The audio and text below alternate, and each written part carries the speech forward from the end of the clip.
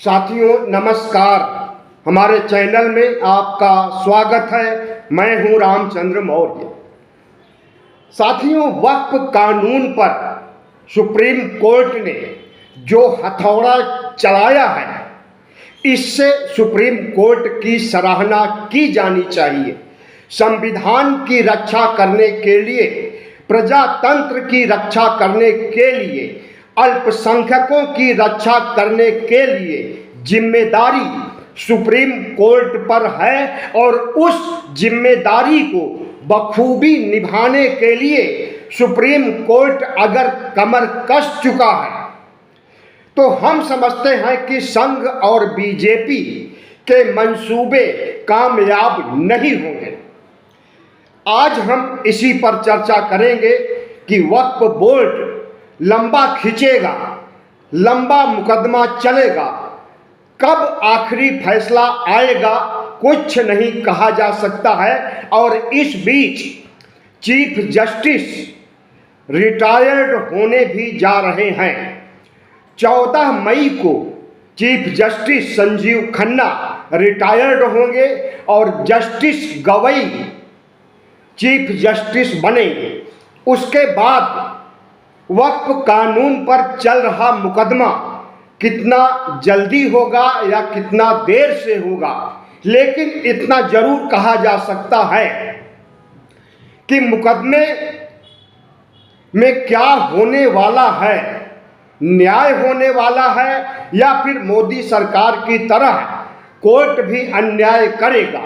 संकेत तो यही मिल रहे हैं कि न्याय होने वाला है और यह संकेत आज 17 अप्रैल को नहीं, 16 अप्रैल यानी कल ही संकेत मिल गया था, जब चीफ जस्टिस संजीव खन्ना ने सरकारी वकील सॉलिसिटर तुषार मेहता से कहा कि जितने भी हिंदुओं के धार्मिक बोर्ड हैं, मंदिरों के, मठों के, क्या उसमें मुसलमानों को रखा जाएगा।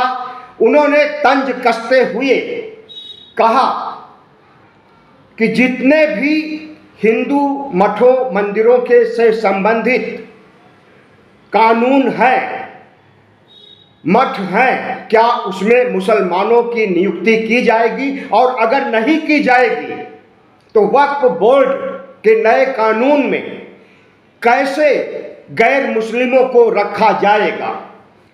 उसी समय संकेत मिल गया है कि सुप्रीम कोर्ट इस मामले को लेकर संजीदा और सीरियस है। आज उसका नमूना देखने को मिला। औपचारिक रूप से स्टे तो नहीं लगा, लेकिन स्टे में जो प्रावधान होते हैं वे सारे प्रावधान लागू कर दिया सुप्रीम कोर्ट ने।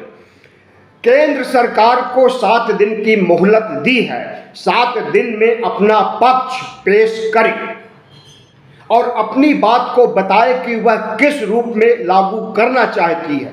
5 दिन का समय याचिकाकर्ताओं को दिया गया है और कहा गया है कि अपना पक्ष पेश कीजिए। इस तरह से 5 मई को सुनवाई होगी, लेकिन हमें नहीं लगता है कि वक्फ बोर्ड कानून से संबंधित सुनवाई 5 मई को भी पूरा हो पाएगी। कब तक चलेगी सुनवाई? 1 साल, 2 साल, 3 साल, कुछ भी समय लग सकता है, लेकिन इतना जरूर कहा जा सकता है कि संघ और बीजेपी के इरादों पर, संघ और बीजेपी की मुसलमानों की संपत्ति हड़पने के इरादों पर सुप्रीम कोर्ट का हथौड़ा चल गया है। अब मुसलमानों की संपत्ति को कोई खतरा नहीं है और जब न्याय होगा तो मुस्लिम पक्ष की जीत होगी और इस जीत के दूरगामी परिणाम होंगे। जिन जिन अल्पसंख्यकों के मठों पर, संगठनों में, मैनेजमेंट कमेटियों में गैर बौद्धों, गैर सिखों या गैर जैनियों को रखा गया है, उन्हें भी छोड़ना पड़ेगा। और उसमें सिर्फ बौद्धों का संगठन है तो बौद्ध, बीटीएमसी बोध गया है तो उसमें सिर्फ बौद्ध होंगे। सिखों का है तो गुरुद्वारा प्रबंधक कमेटी में सिर्फ सिख होंगे, जैनियों का है तो सिर्फ जैन रहेंगे। आज के सुप्रीम कोर्ट के फैसला तो नहीं कहेंगे, लेकिन फैसले की शुरुआत एक तरह से प्रारंभिक न्याय प्रक्रिया शुरू हो गई है और इसके जो संकेत मिल रहे हैं वह संवैधानिक हैं, प्रजातांत्रिक हैं, उस पर विश्वास किया जा सकता है।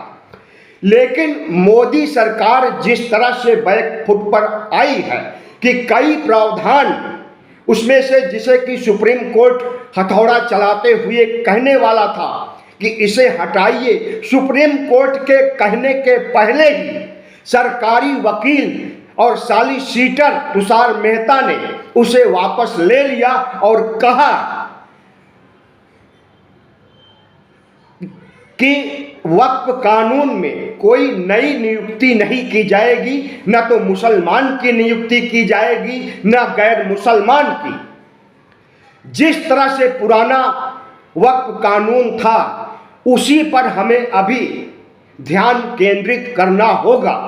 नया वक्फ कानून अगर कोर्ट में आ गया है तो जब तक आखिरी फैसला नहीं आएगा तब तक इस पर रोक लगी रहेगी। इसको स्टे भी कहा जा सकता है, लेकिन स्टे शब्द का नाम नहीं लिया गया कोर्ट में। अगर स्टे शब्द का नाम लिया जाता तो माना जाता कि मुस्लिम पक्ष की जीत हो गई, लेकिन स्टे मुस्लिम पक्ष या हिंदू पक्ष या बीजेपी संघ का जो इरादा है कि गैर मुस्लिमों को घुसा करके संपत्ति हड़प लें मुसलमानों की और एनसीसी सीएए कानून की को लागू करके उन्हें देश से बाहर खदेड़ दे, तो संघ और बीजेपी के इस मंसूबे पर हथौड़ा चलाने का काम सरकार ने किया है। सीएए एनआरसी ठंडे बस्ते में पड़ा हुआ है। हमें लगता है कि जब मोदी सरकार को लगेगा कि सुप्रीम कोर्ट के हथौड़े की वजह से उनकी हार होने वाली है, तो वह जग हंसाई से बचने के लिए, विपक्ष की तीखी टीका टिप्पणी से बचने के लिए वक्फ कानून जो 2025 का बना है इसे भी ठंडे बस्ते में डाल दिया जाएगा, सीएए एनआरसी की तरह। संघ और बीजेपी का इरादा था कि पहले मुसलमानों की प्रॉपर्टी हड़प ली जाए, उसके बाद मुसलमानों का देश निकाला कर दिया जाए और जितने मुसलमान मुस्लिम देशों में जाएं, बांग्लादेश, पाकिस्तान, अफगानिस्तान, सऊदी अरब में भारत के जितने मुसलमानों को भेजा जाए उससे ज़्यादा संख्या में वहाँ के हिंदुओं को बुलाया जाए, क्योंकि भारत को हिंदू राष्ट्र बनाना है। लेकिन इस हिंदू राष्ट्र की दिशा में आगे बढ़ने से पहले ही सुप्रीम कोर्ट ने जो हथौड़ा चलाया है और वक्फ कानून, वक्फ बोर्ड पर हिंदुओं का वर्चस्व स्थापित करने का जो खेला रचा गया था नए कानून के बहाने, उस खेले पर ही प्रश्न चिन्ह लगा दिया है सुप्रीम कोर्ट ने। भारत का सुप्रीम कोर्ट अभी भी लगता है रीढ़ की हड्डी उसकी बची हुई है। हालांकि बहुत से फैसले ऐसे हैं जिससे सुप्रीम कोर्ट की कार्य पद्धति, कार्य संस्कृति पर प्रश्न चिन्ह खड़े होते हैं। वह चाहे अयोध्या का फैसला हो जिसे कि ईश्वर की मर्जी से सुनाया गया था और इसे कबूल किया था चीफ जस्टिस डीवाई चंद्रचूड़, जो 10 नवंबर को रिटायर्ड हो गए। इसी तरह से और भी फैसले हैं जिस पर कि सरकार की छाप या सरकार के पक्ष में सुनाए जाने का अंदेशा जताया जाता है।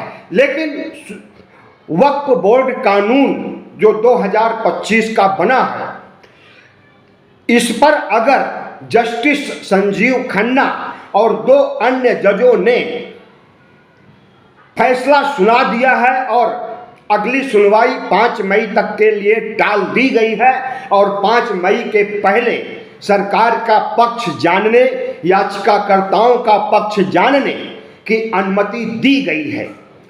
16 अक्टूबर को यानी कल जैसे ही 2 बजे सुनवाई शुरू हुई, सुप्रीम कोर्ट ने जिस तरह से सरकारी वकील को लताड़ा है तो सरकारी वकील के होश उड़ गए थे। हमें लगता है कि उसके बाद सरकार खुद बैकफुट पर आ गई और वह सुप्रीम कोर्ट अपने निर्णय के तहत जितने भी विवादास्पद मुद्दे वक्फ कानून 2025 में थे, इसे या तो सरकार खुद ही हटा लेगी या फिर से सुप्रीम कोर्ट का हथौड़ा चलेगा और उन्हें हटाना पड़ेगा। हमें लगता है कि जो कुछ हो रहा है सही हो रहा है और आगे जो होगा वह भी सही होगा। आज के सुनवाई से लगा कि अभी प्रजातंत्र जीवित है, अभी संविधान जीवित है। असंवैधानिक गतिविधियों में महरूम मोदी सरकार अगर चाह करके भी असंवैधानिक काम नहीं कर सकती है, क्योंकि उसका बाप सुप्रीम कोर्ट बैठा हुआ है। प्रधानमंत्री नरेंद्र मोदी, संघ प्रमुख मोहन भागवत, गृह मंत्री अमित शाह और भारतीय जनता पार्टी में हड़कंप मचा हुआ है। आज के फैसला तो नहीं कहेंगे, टाल मटोल करने और मुकदमे को आगे खींचने और सरकार को 7 दिन का समय देने को लेकर के भारतीय जनता पार्टी संघ में मंथन चल रहा है और उसका मंथन किस दिशा में जाएगा कुछ नहीं कहा जा सकता है, लेकिन इतना जरूर कहा जा सकता है कि सुप्रीम कोर्ट ने इनकी हेकड़ी निकाल दी है। इन्हें मुसलमानों को इस देश का नागरिक मानना पड़ेगा, उनके हक अधिकार को बरकरार रखना पड़ेगा, उनकी प्रॉपर्टी को हड़पने का जो मंसूबा था उसे हमेशा हमेशा के लिए त्यागना पड़ेगा। और यह तो भूल ही जाएं कि मुसलमानों का देश निकाला हो सकेगा कानून बना करके। कानून बना भी है और वह कानून ठंडे बस्ते में है। अगर ये उस कानून को लागू करना चाहेंगे तो इस देश के मुसलमान फिर से एकजुट हो करके सरकार के खिलाफ खड़े हो जाएंगे और उनका साथ धर्मनिरपेक्ष, समाजवादी, सामाजिक न्याय में विश्वास करने वाले बाबा साहब अंबेडकर के अनुयायी ओबीसी, एससी, एसटी के लोग भी मुसलमानों का साथ देंगे, क्योंकि सिर्फ मुसलमानों पर ही यह हमला नहीं किया है बीजेपी और संघ ने। जितने भी अल्पसंख्यक हैं, वो चाहे ईसाई हो, वह चाहे जैन हो, वह चाहे बौद्ध हो, पादरी हो, सभी धर्मों के लिए खतरा बन गए थे और सभी धर्मों का देश निकाला करने या उन धर्मों के लोगों को दोयम दर्जे का इंसान बना देने, उनकी नागरिकता छीन लेने का जो प्रपंच और कुचक्र रचा था भारतीय जनता पार्टी ने, उसमें यह कामयाब होते हुए नहीं दिख रही। और मुसलमानों के प्रति इनका पूर्वाग्रह, इनका गुस्सा और इनके अंदर व्याप्त नफरत किसी से छुपा नहीं है। जो सच्चे हिंदू हैं, जो सच्चे सनातनी हैं, वह मुसलमानों को साथ लेकर के चलना चाहते हैं, जिस तरह से सदियों से चल रहे थे। साझा संस्कृति को बरकरार रखना चाहते हैं जैसे बरकरार थी। नफरत को पसंद नहीं करते हैं और हिंदू मुस्लिम ध्रुवीकरण करके चुनाव जीतने के भारतीय जनता पार्टी के फार्मूले से भी इस देश की बहुसंख्यक जनता इत्तेफाक नहीं रखती है। ऐसे में भारतीय जनता पार्टी का नैरेटिव, भारतीय जनता पार्टी का सोच, भारतीय जनता पार्टी की कार्य पद्धति और भारतीय जनता पार्टी की गलत नीतियों की समीक्षा उसे खुद करनी होगी। और जो कुछ अत्याचार, अहंकार, नफरत उसके अंदर व्याप्त था उसे खत्म करना होगा, वरना उनका कुछ घमंड तो सुप्रीम कोर्ट ने तोड़ दिया है और बाकी घमंड इस देश के 98 करोड़ मतदाता तोड़ देंगे। वक्फ बोर्ड कानून में डीएम को लाया गया था और उसे विशेष अधिकार दिया गया था मुसलमानों की प्रॉपर्टी हड़पने के लिए। सुप्रीम कोर्ट ने कहा कि डीएम को विशेषाधिकार नहीं मिलेगा। सुप्रीम कोर्ट ने कहा कि डीएम को उतना ही अधिकार मिलेगा जितना कि पुराने वक्फ कानून में था, उससे रत्ती भर भी ज्यादा। डीएम का वैल्यू नहीं होगा। गैर मुस्लिम की नियुक्ति करके आरएसएस और बीजेपी के लोगों को वक्फ कानून बोर्ड में रखने की जो इनकी नीयत थी और उन हिंदू प्रतिनिधियों के जरिए वक्फ बोर्ड में जो भेजे जाते, उनके जरिए पूरे वक्फ पर कंट्रोल करने, कब्जा करने का जो इनका जो इरादा था वह बुरी तरह से फ्लॉप हो गया है। हमें लगता है कि भारतीय जनता पार्टी को अब पता चल गया है कि वह जो कुछ चाहती थी, संघ जो कुछ चाहता था, गैर कानूनी ढंग से काम करके हिंदू राष्ट्र बनाने के लिए, असंवैधानिक अप्रजातांत्रिक काम करके संविधान को रौंदते हुए हिंदू राष्ट्र बनाने की जो उसकी मंशा थी उस पर रोक लगा दिया है अगर सुप्रीम कोर्ट ने, तो समझिए कि यह न सिर्फ मुसलमानों की जीत है, बाकी धर्मावलंबियों और 140 करोड़ लोगों की, जिनकी की साझा संस्कृति में विश्वास है, जो हिंदू मुस्लिम एक साथ मिलकर के देश को आगे बढ़ाना चाहते हैं, विकसित राष्ट्र बनाना चाहते हैं, उनकी जीत हुई है। और मुट्ठी भर नफरतबाजों और मुसलमानों से घृणा करने वाले चिंटुओं की नहीं चल पाएगी आगे। और मोदी हो, शाह हो, भागवत हो, इनकी जो संकुचित सोच है वह सोच संविधान के दायरे में आते आते उसे बड़ा करना पड़ेगा और दिखाना पड़ेगा कि सबका साथ और सबका विकास को धरातल पर लाना होगा। और धरातल पर अगर नहीं ला सकेंगे, हिंदू मुस्लिम करते रहेंगे और मुसलमानों के प्रति नफरत करते रहेंगे, मुसलमानों को की प्रॉपर्टी हड़पने का मन बना करके नया कानून बनाते रहेंगे, तो हम समझते हैं कि अब वह दिन लद गए हैं। और जिस तरह से सुप्रीम कोर्ट ने संकेत दिया है उस पर गर्व होना चाहिए सुप्रीम कोर्ट के ऊपर।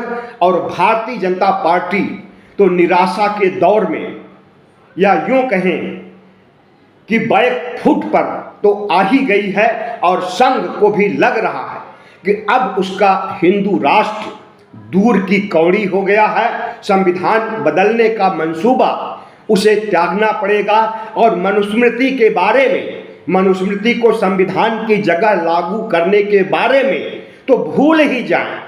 जिस तरह से 2000 साल पहले मनुस्मृति थी, वर्ण व्यवस्था का युग था, उस युग में इस देश के ओबीसी एससी एसटी को ले जाने की मंशा पर पलीता अगर किसी ने लगाया है तो सुप्रीम कोर्ट ने लगाया है और संविधान की रक्षा करने वाले वोटरों ने लगाया है। और अगर इनका यही रवैया रहा तो धीरे धीरे संघ और भारतीय जनता पार्टी का पतन होना शुरू हो जाएगा और इनके मंसूबों पर ग्रहण लग जाएगा और लग भी चुका है।